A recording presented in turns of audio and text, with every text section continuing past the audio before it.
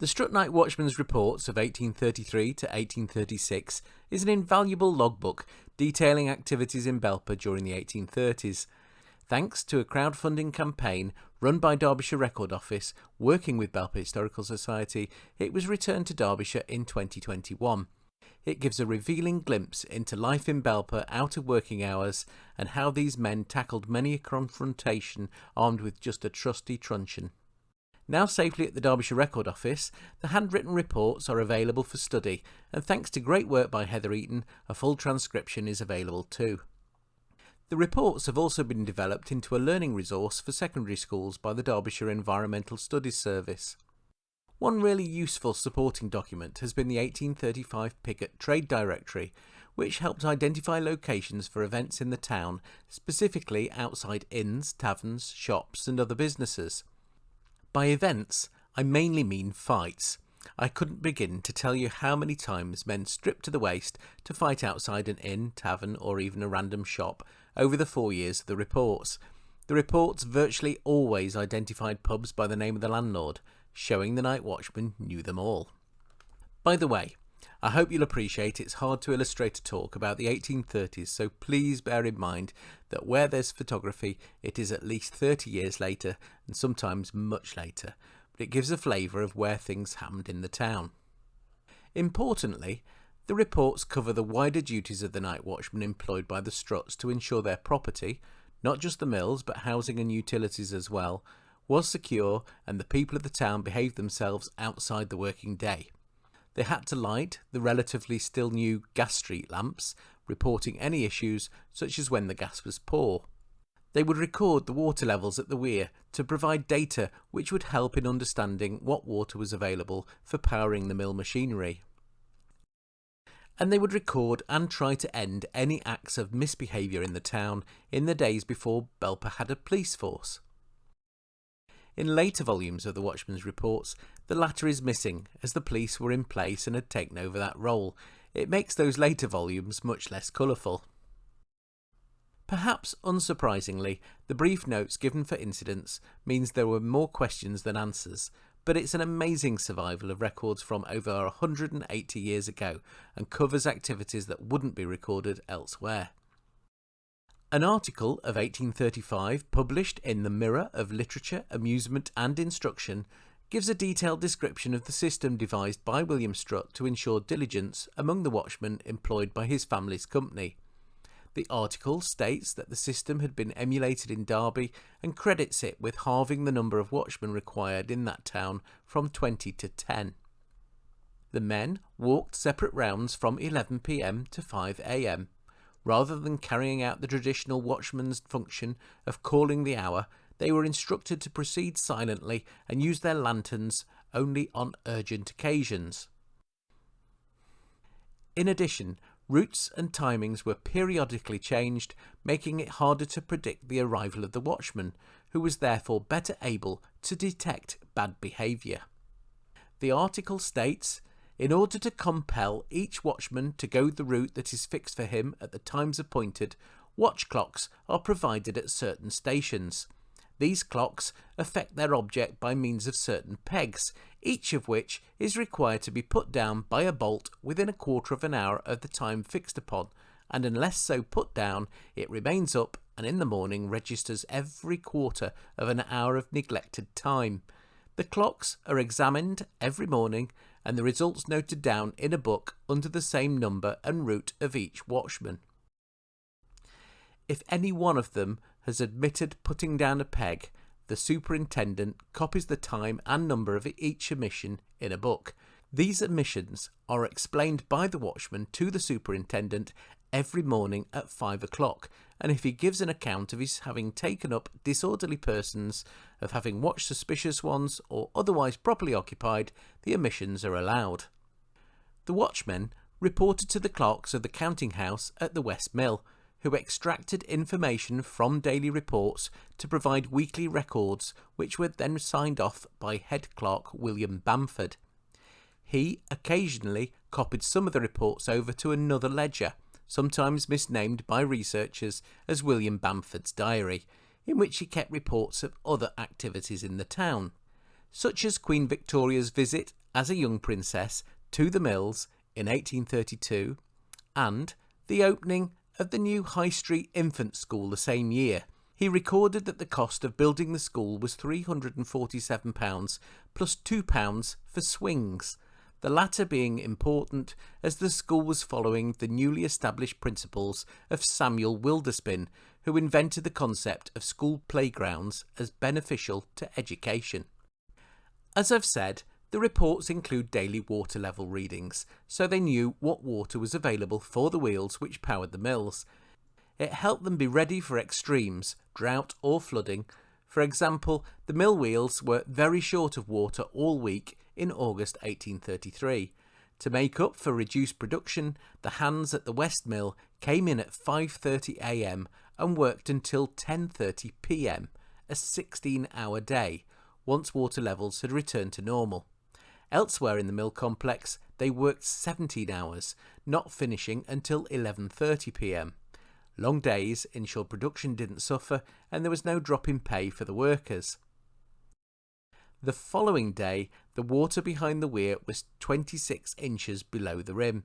The next Monday, the North Mill workers had a 17-hour shift from 1 o'clock in the morning to 7 o'clock in the evening to make up for lost production.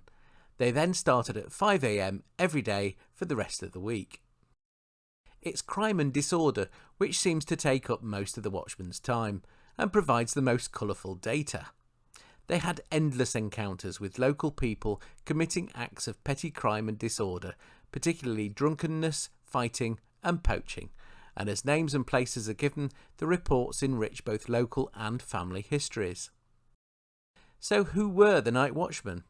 There was George Gratian of Long Row, who was 27 at the time these reports begin in 1833. 47-year-old Charles Rowbottom of Swinney Lane.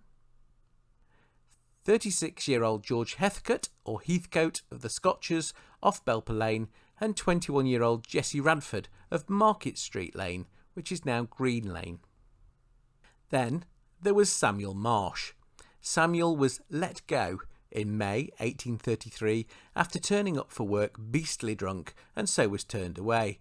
After that, he becomes something of a nuisance himself, appearing in the reports for minor public disorder offences. On one occasion, a great ruckus commenced at Cluster Buildings, what we'd now call the Clusters, and it involved a row between Marsh, his wife, and Elizabeth Wainwright, finally ending in Long Row nearly 3 hours later.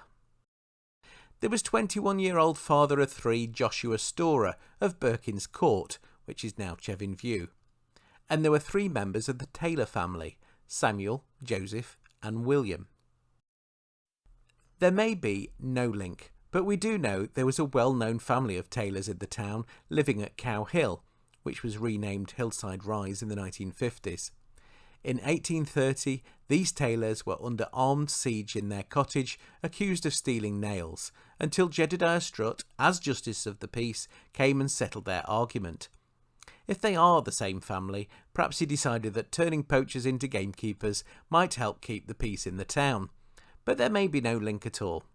And 2 of the notorious Taylor family from Cow Hill were transported for life to Australia in April 1833 as these reports begin, so clearly some had been operating outside the law until then.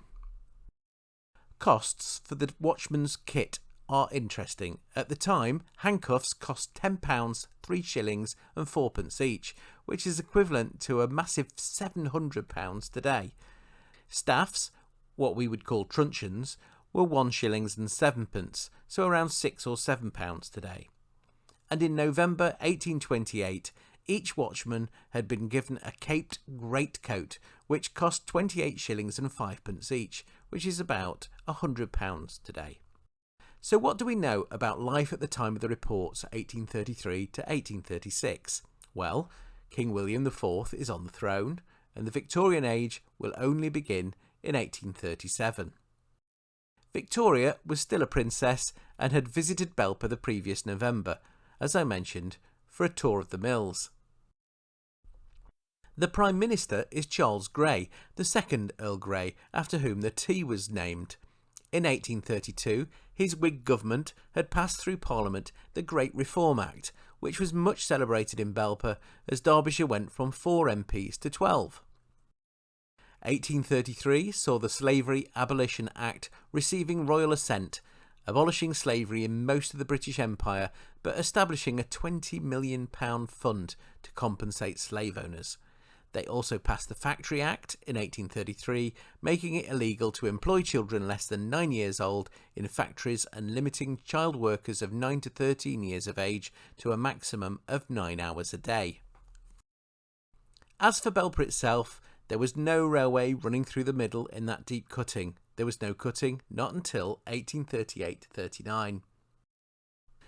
George Benson Strutt, son of the first Jedediah, still lives at Bridge Hill House, the home he had built for himself, his wife Katerina, and their family in the 1790s. And their eldest son, Jedediah, named after his grandfather, is married to Susanna and living in a house he had built in the town centre. This was Green Hall, visible from King Street and on the junction with Market Street Lane, now known as Green Lane. The marketplace was a grassy but muddy area, hardly changed from when it was the village green. There's no Christ Church, and St Peter's Church is still a very new addition to the town. So, on to the reports. Inside the front flyleaf there's mention of the number of watch clocks, 21 in all, which needed knocking down at appropriate times of the night to show the night watchmen were carrying out their rounds.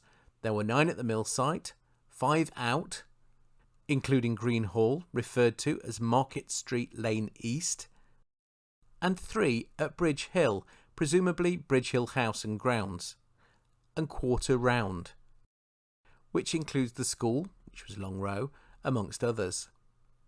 The first week covered is that ending on February the 2nd, 1833. The earliest reported incident was on the Saturday night of January the 26th at 11:45, and it was a great noise at Turner's. Turner's was the George Inn. It had been the George and Dragon until 5 years earlier, when the previous landlord, George Walker, renamed it, perhaps after himself or the King George's. This great noise involved 12 named men, 2 unnamed women, and a great many others. It was reported such a tumultuous scene was hardly ever witnessed. Great start for the book. At nearly 1 o'clock one November Sunday morning, Andrew Richardson and William Potter stripped to fight against Turner's, again the George. Despite the hour, 3 named men, one of them identified as a mill hand, were watching, as well as many others not identified by the watchman who saw it. It wasn't unusual to see men stripping to the waist for a fight, so blood didn't stain their shirts. Most weeks, people were recorded going over the river bridge at night with a dog. This had to be poaching on the estates on the west side of the river, several of which at that time were the Duke of Devonshire's lands. Not using the bridge would have added a long time to their journey. The night watchman usually knew people in the town well enough to recognise them even at night, so they could see who was crossing from the watch house, which must have been close by, probably this building on the right with the gas lamp above the window. Shocking to us now, George Gratian reported once that at 3:45 a.m. Josiah Mason and another came over the bridge with a dog. The dog was seized and destroyed soon after. Perhaps it was an illegal breed bred for poaching. Another morning, at 5:30 a.m, James Sanders and his dog came over the bridge. Sanders had either a hare or a rabbit in his coat pocket, the feet just peeping out, as reported by Joshua Storer. Here's a rabbit being sold on a street corner in the 1860s, photographed by Tom Mellor on New Road. Presumably his rabbits, being sold in daylight, may not have come from a poacher, but who can say? In September 1833, Abraham Jennison was spotted crossing the bridge at 4 a.m. Interestingly, just over 15 years later, in 1848, Jennison, then aged 44, was convicted of stealing items including a gun and a pig and sentenced to 7 years transportation. By then he was married with 10 children and working as a blacksmith. He was moved from Derby Jail to London in March 1849 on the first step of his transportation to Australia. He arrived in Western Australia in June 1851 and received a conditional pardon in December 1854, but never returned to Britain. If an incident resulted in someone being taken in and placed in the Strutt's lockup, they were likely to be taken before the older Mr. Strutt, George Benson Strutt, the following morning and fined, sometimes with an extra 2 shillings and sixpence added for their overnight board. Sadly, I don't have a precise location for the Belper lockup, unlike the Milford lockup, which survived until the 1964 demolition of the whole site. Sometimes cases were escalated. On one occasion, Herbert Spencer, Samuel Wood, Job Jackson and John Flint Jr. had been stealing apples from Mrs. Topliss of the Holly Seat at Shottle. Spencer was seized and found to have about 2 pecks of pears in a bag, 2 pecks being half a bushel, or 16 dry quarts, and he was locked up and taken before the magistrates, who sentenced him to 3 months' imprisonment. Perhaps it was because it was theft from a member of the gentry that it was passed to the magistrates. Just occasionally, a stay in the lockup didn't result in a fine. William Winson of Cowers Lane, or Cowhouse Lane as it was then, was once found strolling and whistling about Bridge Hill House. He had rung the bell and said he had come for a warrant by Mr. John Strutt's order. He was taken to the lockup but set at liberty the next morning. A note was made that he was a man of unsound mind. John Strutt was the youngest of George Benson Strutt's sons, by then aged 40 and still living at home in Bridge Hill House, as did his sister Elizabeth. John had created his own orchestra comprising over 40 mill workers for a band and choir. At Bridge Hill House he kept a specially designed carriage in the coach house for the instruments needed for concerts, wherever they were held. So there were a number of musicians in town, which might explain why John Gratian was drunkenly playing on a bugle as he went home down Chesterfield Road late one evening, and why Isaac Smith was found to be disturbing the inhabitants of cluster buildings by walking backwards and forwards playing on a trombone in the middle of another night. Cluster buildings were what we now call the clusters. This is still the relatively early days of gas street lamps. They had been provided by the Strutts a decade earlier, so it's interesting to see the reports detailing when gas burnt well or badly. Gas pressure could sometimes blow out a lantern, or at least crack the glass. At one stage, all the lanterns were reported to be in a poor condition from being injured by the gas, which suggests the lanterns were just too small for when the gas pressure was high. Sometimes a single pane in a lantern was broken, and there were checks to see if a pebble had been thrown, and if so, whether a culprit could be identified. In September 1833, 1 square of glass on the side of a gas lamp was broken by Joseph Kirkland when he was cleaning it. Against this report, Jedediah Strutt, eldest son of George Benson Strutt, wrote "not carelessly," presumably to ensure that Kirkland didn't end up paying for the repair. So we've heard a little of incidents at the George Hotel, or Turner's as it was recorded in the reports. Let's have a look at some other licensed premises that turn up. Further along Bridge Street, there's the Red Lion, now the Lion Hotel. Like the George, it was a coaching inn on the Turnpike Road. At 2 a.m. one June morning, John Hall was lying on the causeway against Devils, dead drunk. Joseph Devil was the landlord. We know from the Bamford Ledger that the following month he pulled down an old blacksmith shop on the premises and created an archway from the street into his courtyard. The Bamford Ledger also reports that Deville's first wife had died 8 years earlier whilst pregnant in October 1825. She was buried at Duffield Churchyard, but 4 days later men stole her from the grave and had her doubled up in a hamper, her neck, back and legs broken. These body snatchers were taking her to Derby when they were met by some men who insisted on knowing what they had in the hamper, so they dropped it and ran off. Starting at the bottom of King Street, there was Aldred's, better known as the Rose and Crown, and today rebuilt and converted into Boots the Chemist. Anthony Smith went one night from Aldred's making a great noise up King Street. One regular pastime seems to be people making a great noise by knocking at each door as they work their way up King Street. One of the most frequently referenced is Nash's, that's Joseph Nash, and he kept the Tiger Inn, which later became the Railway Hotel, which is in the middle of this picture. There are clearly problems with Nash's, as it's mentioned quite frequently at the start of the book.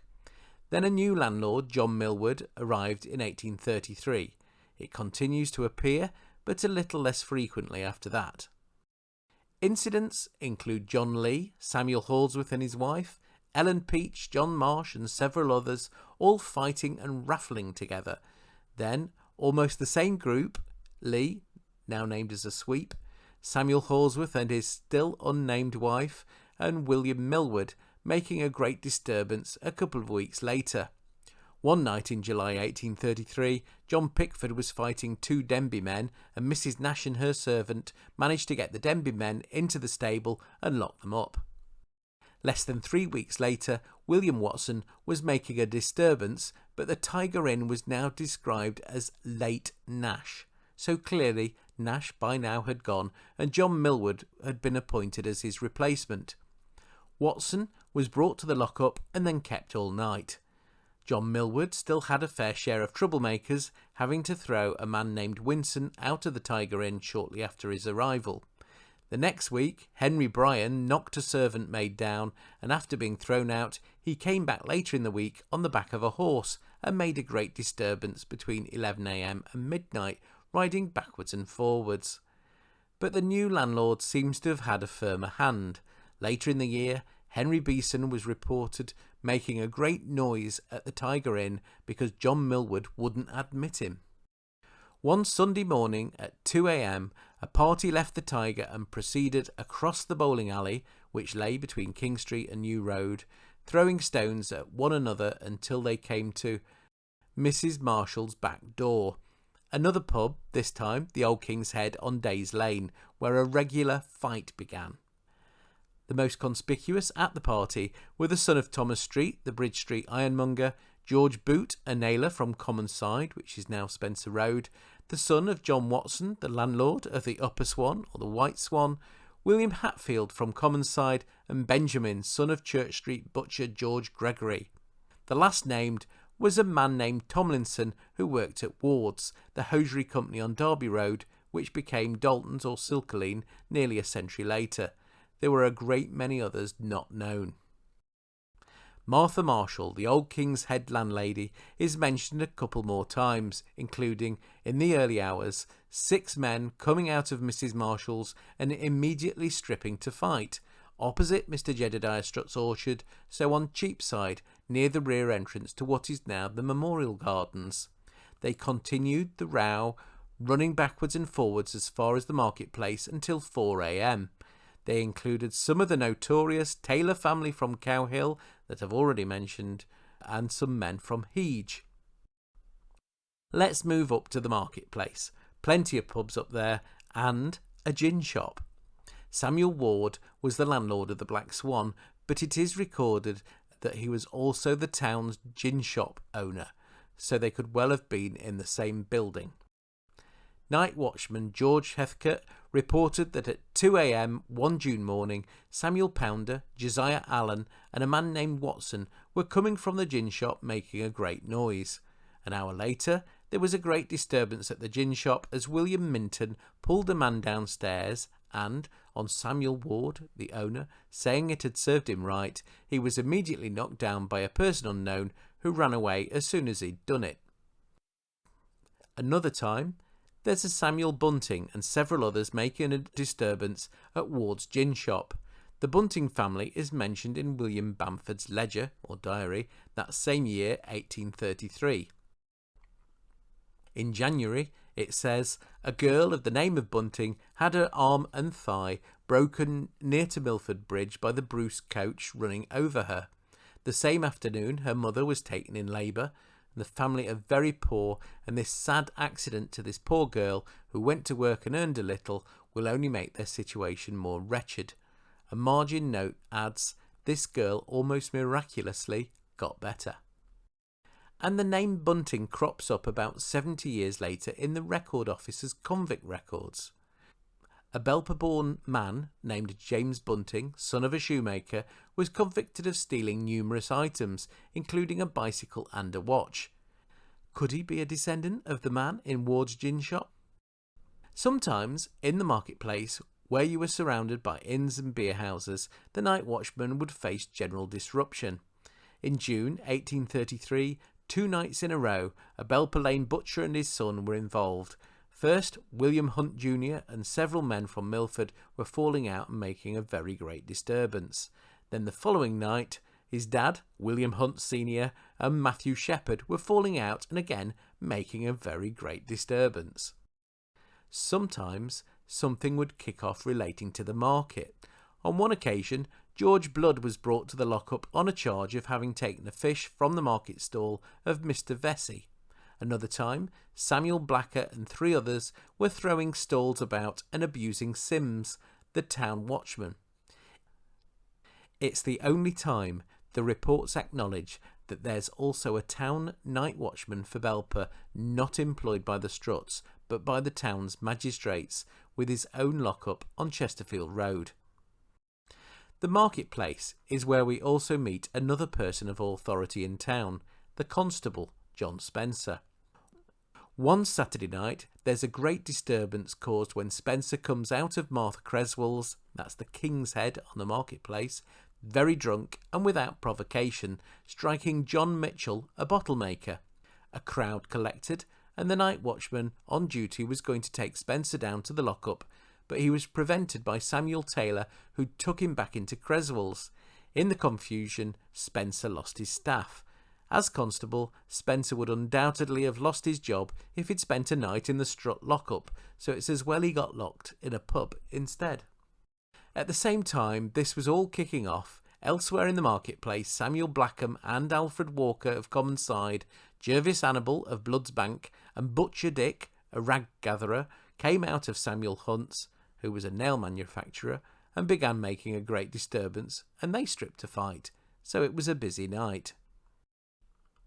August 1833 saw a major scrap in the nearby Cross Keys public house.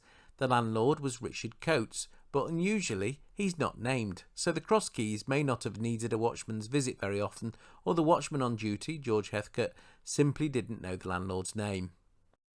The following month there was a great noise at Watson's, but we don't know if that was the Nag's Head on High Pavement, where Gervase Watson was landlord, or at the White Swan, sometimes in those days called the Upper Swan, on the marketplace, where John Watson was landlord. Another problem premises was the Angel Inn, the old thatch building where the number 28 Community Hall is operating now. John Aldred was landlord. One Sunday morning at 1 a.m. he was seen admitting 8 or 10 low characters into his house. The Angel survived until 1922, when it was finally demolished. At the other end of town there was Belper Lane End and the Bull's Head. In April 1833, Josiah Booth, a Quaker, and Blount, a publican at Lane End, so probably from the Bull's Head, were making a great noise against the works, meaning the mills. They had stripped to fight, as you do, so clearly they meant business. Some months later, Henry Blount was making a great noise and abusing men all the way from the marketplace on his way home to the Bull's Head at Belper Lane End. By the bridge was one of Belper's oldest inns, the Talbot, then in the ownership of John Frost.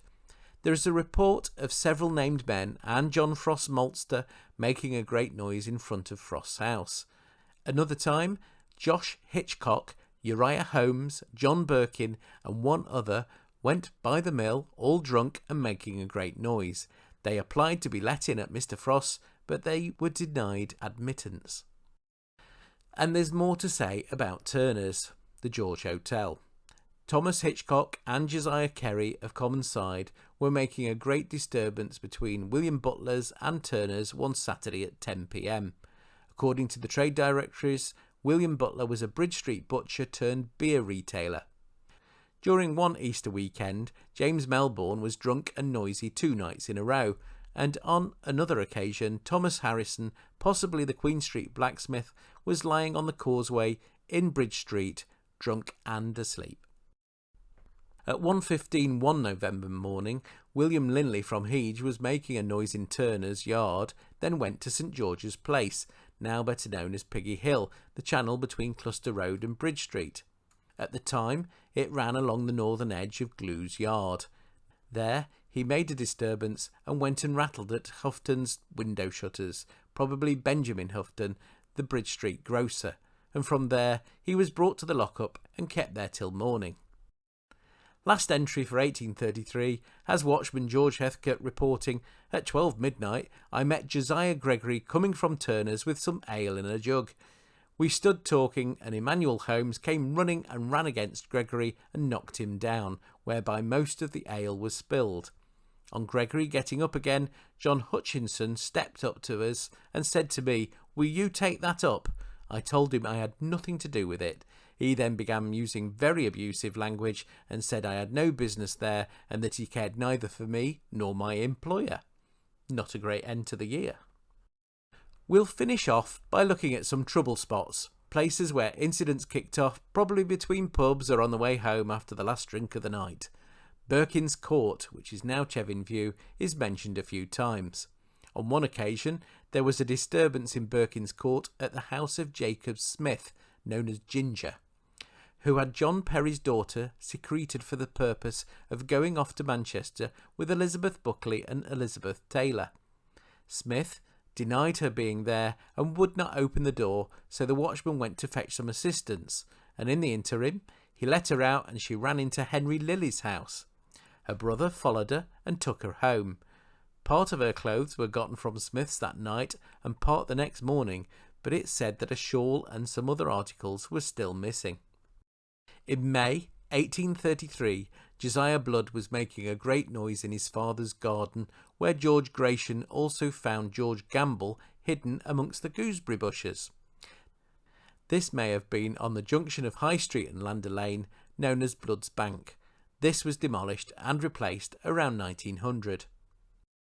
One Sunday in June, John and Jessie Hall had a falling out at Lynham's Row, which is off Penn Street, just below the windmill, about the moving of Richard Banks' goods. The family did or had owned the Belper windmill on the ridge by the top common. The dispute between the Halls was whether they should take one horse or two to move the goods, and in the end they went away leaving the goods standing in the street. One Sunday morning at 2 a.m, a watchman found 4 men in a shed near the windmill, James Slack having had 2 pairs of half boots stolen. It's reported, "I searched them but found nothing worth notice, except in the purse of Walters were 2 sovereigns and a half-crown. A lot of money to be found on a man in a shed." One early morning in July, there are familiar names from the Tiger Inn: John Lee, John Merton of Duffield, and Samuel Halsworth and his wife again, making a great disturbance in King Street at 12:30 under Mr. Jedediah Strutt's bridge. Built the year before, in 1832, the bridge stood until the beginning of 1867. Jedediah was delighted when the Great Reform Act was passed and had decided on a huge garden party in the paddock across King Street from his home, Green Hall, to celebrate. But how to get all the food and other supplies over from the house without taking them across a busy King Street? The answer was a temporary footbridge, a feature that he liked so much he had it rebuilt to become a more permanent feature, a bridge over King Street. After Jedediah's death, the house became a prep school for boys, and in 1867 the decision was made to demolish the bridge. Perhaps after 35 years it wasn't in the best of condition, and the idea of schoolboys using it as a shortcut to their tennis lawn in the paddock was felt to be not a good idea. On Sunday, November the 17th, 1833, at 11 p.m, a group of men were making a noise under the window of Jedediah Strutt, so outside Green Hall, on the corner of King Street and Market Street Lane, where the Green Lane car park is now. They were John Bridges, probably the George Street tailor, William Bridges, the son of a joiner, who was then a soldier, returned to Belper on furlough, Joseph Harrison from Derby, apparently the grandson to Old Joe, and John Banks Jr. George Gratian, the night watchman, came up and stood to hear what was going on, without ever speaking. John Bridges took against his presence and stepped up to him and said something so ripe that it's only recorded using the first letter of each word. Bridges asked him what he was doing there and told him to march on. Gratian said he was about his business and would go when he thought proper. Bridges, after using many more foul expressions, struck him, and Gratian then made use of his stick, his official truncheon, about Bridges' shoulders. William Bridges, the soldier, then grabbed hold of the stick, wrestled it from Gratian and threw it away. They all three then came down together, and when they got up again, Harrison struck Gratian and so did Soldier Bridges. Gratian then asked John Banks to assist him in taking John Bridges to the lockup, but he refused, using very abusive language. But he didn't strike Gratian. There's no further mention of what happened next, but if Jedediah Strutt was looking out of his window at the time as a justice of the peace, he may have wondered if one night watchman with a truncheon was enough for keeping an eye on Belper's streets that night.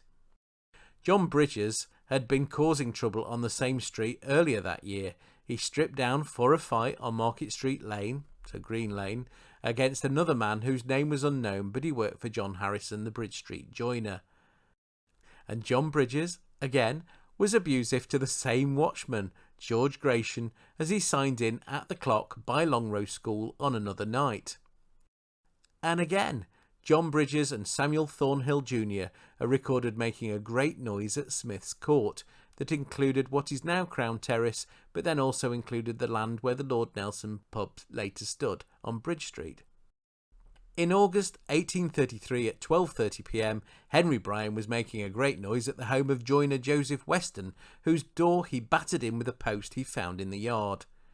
It's reported his wife was supposed to be there, apparently. Weston is actually recorded as a cabinet maker and upholsterer on King Street, according to the Trade Directory. December 1833 saw the unusual event of a ruckus caused by a mill worker. John Smith of Long Row was fined 5 shillings for this great disturbance, which went on the forfeit account, meaning it would be taken directly from his wages. And Isaac Alexander, Richard Beardmore, Josiah Spencer and a Wheatcroft from Common Side were falling out against Mrs. Fern's butcher's shop on the Marketplace King Street junction for a full 1 hour. That could well be the shop that later burnt down in 1900 and allowed the top of King Street to be widened. And so it goes on. There are so many more incidents, so many little stories about Belper people, Belper families, that give some colour to what we know of Belper in the 1830s. We're so lucky to have the Night Watchman's reports available to us, and there's still so much more we can do with them. Thank you for watching.